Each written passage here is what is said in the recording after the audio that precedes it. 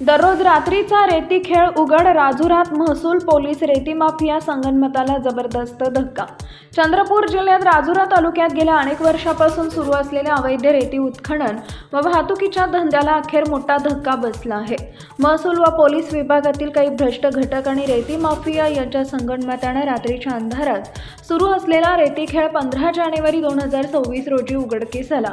जय भवानी कामगार संघटनेचे संस्थापक अध्यक्ष तथा काँग्रेसचे नवनियुक्त उपजिल्हाध्यक्ष सूरज ठाकरे यांना त्यांच्या कार्यकर्त्यांकडून मूर्ती परिसरात रेवर्धा नदी पात्रातून मोठ्या प्रमाणावर अवैध रेती उत्खनन व डंपिंग सुरू असल्याची माहिती मिळाली. त्यांनी तात्काळ तहसीलदार व मंडळ अधिकाऱ्यांना माहिती देत संघटनेचे शहर अध्यक्ष रोहित बत्तशंकर यांना मंडळ अधिकारी साळवे यांच्यासह घटनास्थळी पाठवले. प्रत्यक्ष पाहणीत अवैध उत्खनन व साठवणूक रंगेहात आढळून आली.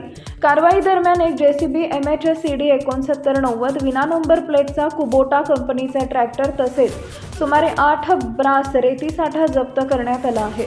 2 हायवा वाहन अंधाराचा फायदा घेत पसार झाली असून त्यांचे क्रमांक MH34BZ 2784 व MH34BZ 2782 नोंदवण्यात आले आहेत.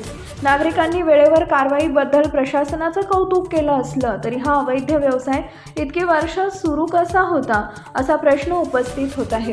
दोषींवर कठोर कारवाईची मागणी नागरिकांमधून होती आहे. Times of Maharashtra news channel करता राजुरा प्रतिनिधी अमोल राऊत यांचा रिपोर्ट.